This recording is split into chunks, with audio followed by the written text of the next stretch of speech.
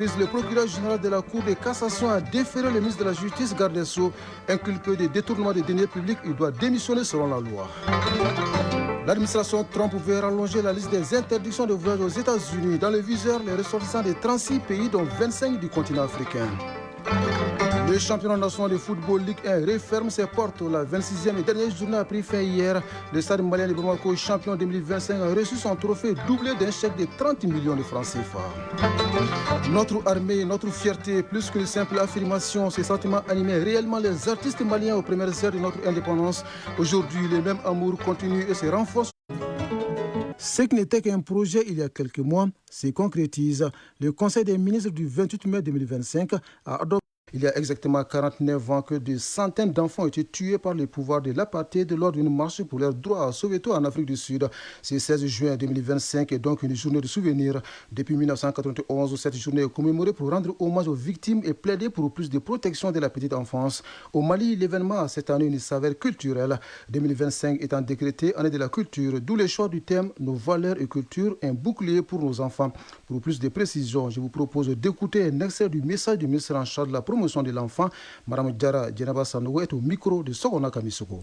Cette journée est l'occasion pour toutes les parties prenantes impliquées dans la protection et la promotion des droits des enfants en Afrique de se réunir, de consolider les objectifs communs et de surmonter les obstacles. Notre pays, dans sa vision, le Mali Kouragnetasira Kabesan Baflani Bioroni Sabama, élan de refondation de l'État, a comme vision un Mali nouveau bien gouverné, sécurisé et stable, soucieux du développement durable, du vivre ensemble et respectueux des droits de l'homme et des valeurs socio-culturelles. L'année 2025 ayant été déclarée comme année de la culture par le président de la transition, chef de l'État, le général d'armée Assimi Goïta. Le thème national retenu est « Nos valeurs et culture, un bouclier pour nos enfants ». Dans nos communautés, il existe des pratiques visant la protection, le développement de la personnalité et le bien-être de l'enfant comme la protection comme la maltraitance, la non-discrimination, la fourniture des soins de santé, d'aliments et d'assistance aux enfants de familles démunies à travers bien sûr le parrainage et le tutorat. Dans le cadre de cette commémoration, les activités prévues sont entre autres l'organisation d'une conférence débat sur le thème national à l'Institut national de formation des travailleurs sociaux, l'émission radiophonique et télévisuelle, le lancement officiel du système de gestion de l'information pour la protection de l'enfant au Mali, prévu pour le 18 juin, la remise officielle de dons en vivres et non-vivres dans certaines structures d'accueil des enfants en situation difficile à Bamako et dans certaines régions comme Sikasso, Koutchala et Koulikoro. Oui, si c'est 16 juin, jour d'hommage à l'enfant africain, il y a aussi celui de la vérité pour les 350 409 candidats au brevet de technicien BT1 et BT2. Ils composent dans 1842 centres à travers le pays. Les épreuves seront lancées tout à l'heure par les autorités nationales et régionales. Pour cet examen, Tombouctou compte 637 candidats qui se disent prêts et surtout confiants. Nous sommes allés à leur rencontre. Le constat de Najim Baba Sissé depuis la Cité du Savoir. En prélude à l'examen du brevet de technicien BT1 et BT2, prévu ce 16 juin sur l'étendue du territoire national, les autorités scolaires de la région de Tombouctou rassurent des dispositions prises pour un examen propre conformément aux orientations des hautes autorités de la transition. Wayaseo Tamboura, directeur de l'Académie d'enseignement de Tombouctou. Toutes les dispositions ont été prises pour éviter les fraudes, parce qu'avant les examens, donc, il y a eu une campagne de sensibilisation donc, autour des examens. Je pense que le message est bien passé. Tout le monde, en tout cas, est prêt pour qu'on fasse désormais des examens propres. Donc, que ce soit les candidats, les autorités scolaires, administratives, les parents d'élèves, les CGS, les candidats eux-mêmes, tout le monde est bien informé par rapport donc, maintenant à ce phénomène. Que dans les deux centres, les dispositions ont été prises et les sanctions sont là. Chaque fois qu'un candidat donc, maintenant, se permet de frauder, donc, il y a des sanctions qui sont là. L'élève est carrément, en tout cas, expulsé. Le taux régional de participation de cette année est légèrement en hausse par rapport à celui de 2024. Wayaseo Tamboura, directeur de l'Académie d'enseignement de Tombouctou. Nous avons 637 candidats, dont 314 filles. En tout cas, pour le secondaire, c'est surtout les garçons qui sont plus nombreux que les filles. En 2024, Les candidats étaient au nombre de 535 et pour cette année 2025, les candidats sont au nombre de 637, donc soit une légère augmentation par rapport à l'année dernière. Sérénité et optimisme règnent chez les candidats que nous avons rencontrés. Feiti Chaban, candidate au BTD. Vu qu'on a passé l'année entière, nous avons épuisé le programme avec les professeurs et nous avons fait beaucoup d'exercices. Je suis prête. Je demande à mes camarades d'être concentrés et de ne pas se concentrer sur autre chose. L'examen, c'est comme la composition. Il faut juste compter sur soi-même. Hamay Ag Idar, candidat au BT1. Je me sens prêt quand même pour l'examen. On a pu finir tous les programmes. J'ai fait des exercices, moi et mes camarades, beaucoup d'exercices. Je souhaite bonne chance à tous mes camarades des autres établissements. Au titre de cette session, la région de Tombouctou compte 2 centres, 6 au lycée Mohamed Alassane Haïdara de Tombouctou. Tombouctou Najim Baba Sissé pour l'ORTM.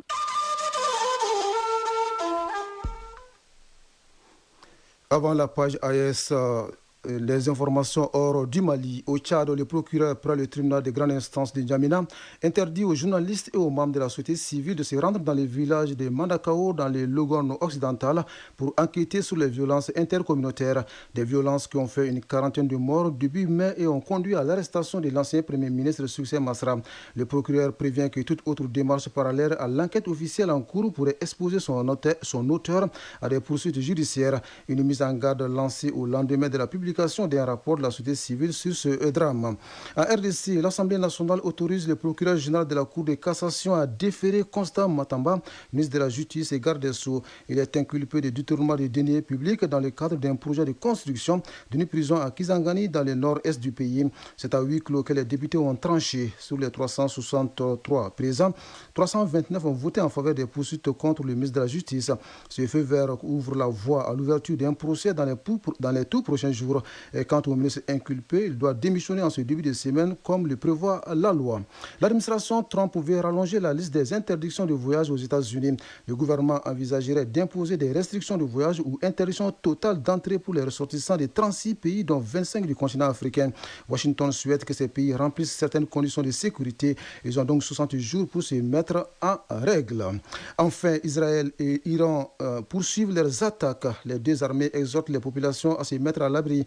Alors que le nombre de civils tués augmente de part et d'autre. Au moins 224 personnes ont été tuées en Iran, dont des dizaines de femmes et de nombreux enfants selon le ministère de la Santé. Côté israélien, 17 morts et des centaines de blessés sont à déplorer depuis vendredi selon les autorités.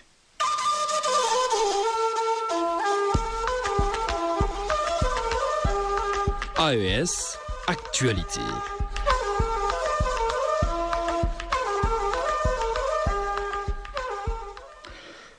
Au Burkina Faso, la police judiciaire démantèle une usine clandestine de production de faux gasoil à base d'huile de vidange dans un quartier de Bobo-Dioulasso. Installée depuis plus de 2 ans, l'usine aurait une capacité de production mensuelle comprise entre 30 000 et 50 000 litres de faux gasoil. Les responsables de la police judiciaire étaient face à la presse pour expliquer cette opération frauduleuse. Le compte-rendu de Kumbo Honoré Sommet de la radio du Burkina. Cette conférence de presse met à nu une pratique illicite consistant à la production du faux gasoil à base d'huile de vidange usée dans une usine clandestinement installée. Un système démantelé grâce à l'expertise des services de la police judiciaire des Hauts-Bassins, le commissaire de police Yacouba Fata. À travers les renseignements, le service régional de la police judiciaire des Hauts-Bassins a eu vent de l'existence d'une usine clandestine de production de faux gasoil à base d'huile de vidange usée allègrement dans la commune de Bobo-Dioulasso. Alors, fort de cette information, une équipe d'enquête est aussitôt dépêchée sur les lieux aux fins de vérification. Sur place, les enquêteurs ont découvert une enceinte abritant quelques machines semi-industrielles en pleine production.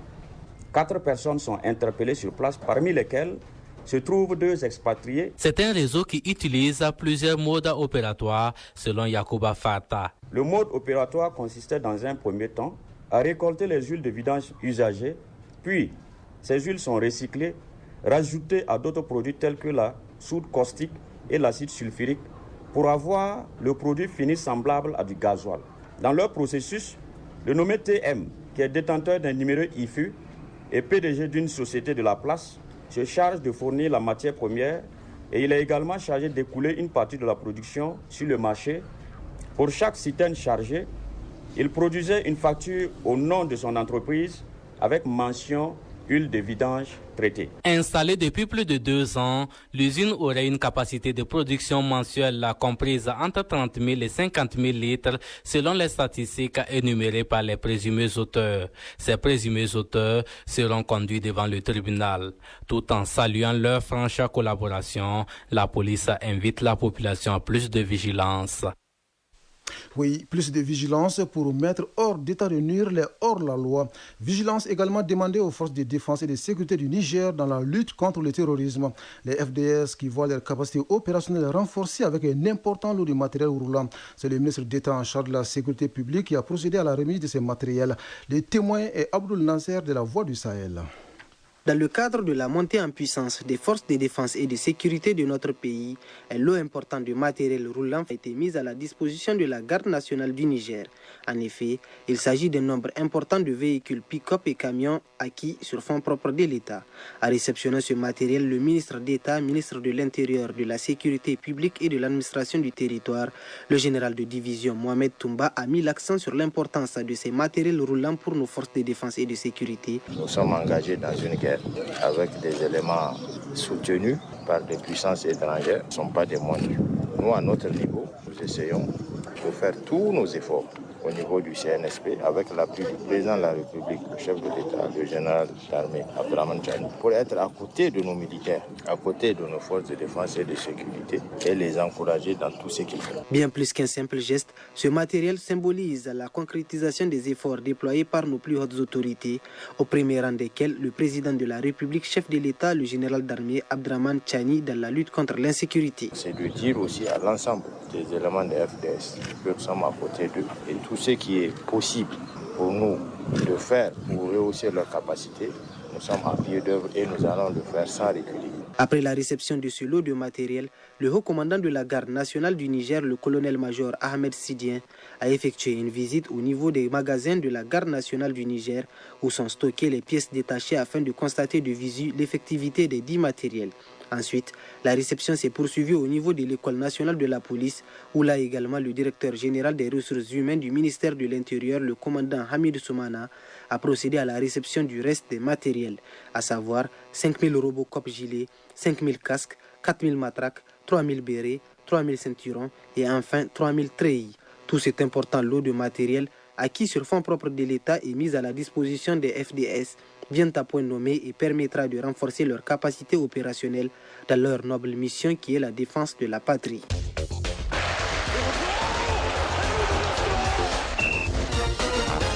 L'actu des sports, c'est le championnat national de football Ligue 1 dont la 26e et dernière journée a pris fin hier.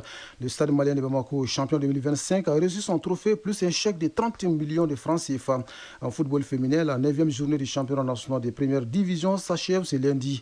Du côté des États-Unis, la première Coupe du monde des clubs se poursuit. La synthèse de l'actualité sportive porte la signature de Fotigi Tunkara. Les rideaux sont tombés sur le championnat national professionnel Ligue 1 Orange avec la 26e et dernière journée bouclée hier. Le champion Stade malien de Bamako a été tenu en échec par l'ASCO un but partout. L'AS Sierra de Bamako a gagné contre les Étoiles du Mané 1-0. L'US Bougouni a perdu contre le FC Djara 2-0. Binga FC et l'Anse Cratère de Nyarela ont fait match nul 0-0. L'AS Police s'est incliné devant l'USFAS 5-3. L'AS Bakardiani Barawili s'est imposé face à l'US Bougouba 2-0. Le Djulba AC a battu à fait 2-1. Cette 26e et ultime journée a été marquée par la cérémonie de remise des trophées de champion au Stade malien de Bamako et un chèque géant de 30 millions de francs CFA. 15 millions de francs CFA pour le Djulba AC de Gem et 10 millions de francs CFA pour l'USFAS 3e du championnat. Les regards sont désormais tournés vers la montée en Ligue 1, dont les prétendants champions de 2e division au niveau des ligues régionales qui représenteront leurs régions respectives au tournoi de montée en Ligue 1 sont tous connus. Il s'agit de Derby Academy pour Bamako, AS Kai de Kai, Malkura FC pour Koulikoro, AS Douane de Sikasso, CF Balazan de Ségou, ATS de Koro pour Mopti,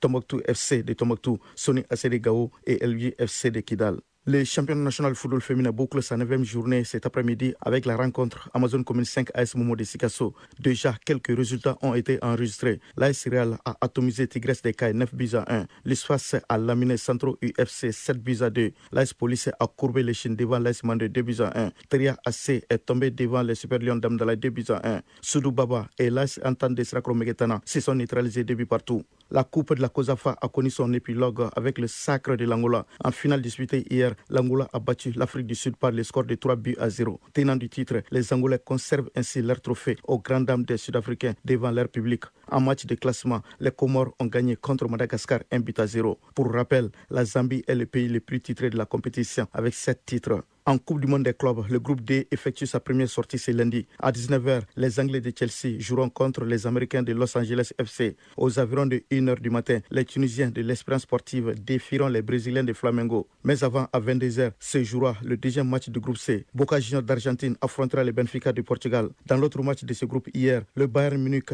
a écrasé Auckland City de la Nouvelle-Zélande par le score sans appel de 10-0. Dans le groupe B, le PSG a dominé l'Atlético Madrid 4-0. En match d'ouverture dans le groupe A, dans la nuit de samedi à dimanche, les National Al Ahly d'Égypte et l'Inter de Miami des États-Unis ont fait match nul 0-0. Notre armée, notre fierté, plus qu'une simple affirmation, ce sentiment animait réellement les artistes maliens aux premières heures de notre indépendance à travers des semaines nationales, des biennales ou autres tribunes. Des hommages ont été rendus aux forces de défense et de sécurité du Mali pour leur bravoure et esprit patriotique. Aujourd'hui, les mêmes amours continuent et se renforcent au moment où l'armée fait face au terrorisme. Nous sommes allés à la rencontre de quelques artistes, leurs témoignages dans ces grands formats signés Moussa Kamara.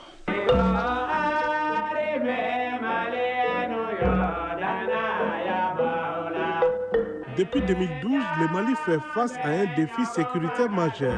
Face à la montée de l'extrémisme violent, les forces armées maliennes sont en première ligne. Dans ces contextes difficiles, le soutien de la population est crucial. Chacun de son côté apporte sa pierre à l'édifice. C'est le cas de l'artiste Djeneba Seck.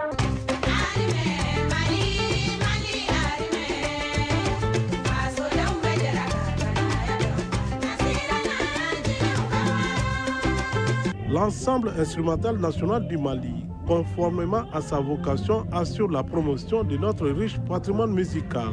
Cette formation a composé une chanson intitulée « Armée malienne ». Ici, le courage et la bravoure de notre outil de défense est chanté. Moussa Mariko, directeur artistique de l'ensemble instrumental national du Mali.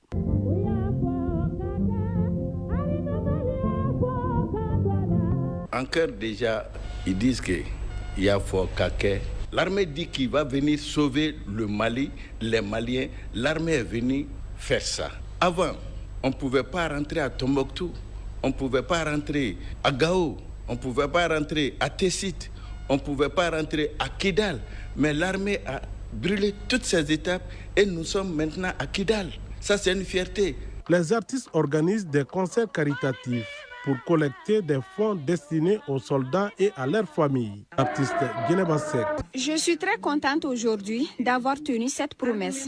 Je l'ai dit lors de mon concert à Kati, que je donnerai 60% des bénéfices du concert aux veuves et orphelins des femmes tombés sur le champ de bataille. Au-delà du soutien matériel, les artistes jouent un rôle essentiel dans la promotion de la paix. À travers leur création, ils véhiculent des messages d'unité et de réconciliation. Naïni Diabaté, artiste chanteuse. Notre armée, c'est notre outil de défense. Nous encourageons notre armée. Vive l'armée malienne. Cheikh Tidiane Seck, artiste chanteur, arrangeur, compositeur. L'esprit malien ne va pas venir de façon détournée pour créer la partition de notre pays avec notre complicité. Cela n'arrivera pas. Nous allons initier des actions de culture pour le rapprochement des uns et des autres. Les artistes, à travers des messages, contribuent à créer un sentiment d'unité nationale, renforçant les liens entre la population et son armée. Abdoulaye Diabaté, artiste chanteur. Arimeya kale kambo e arime malia kale kambo kwa bihoronya seki mali deuma waokera. Milmo El Sahel, artiste chanteur. Nyame ko duguni ngoro ka uba fo nantankolon sagonye selie na manye rabanye kaburuye chebakoro jamunte siranye. En 2023, Luka Guindo, un jeune beatmaker malien, a fait une composition musicale en soutien à l'armée malienne. Une manière de rendre hommage à l'armée, mais aussi de requinquer le moral des troupes engagées au front. Dans cette chanson, Luka et ses amis artistes prônent la paix. Luka Guindo, artiste, compositeur, arrangeur.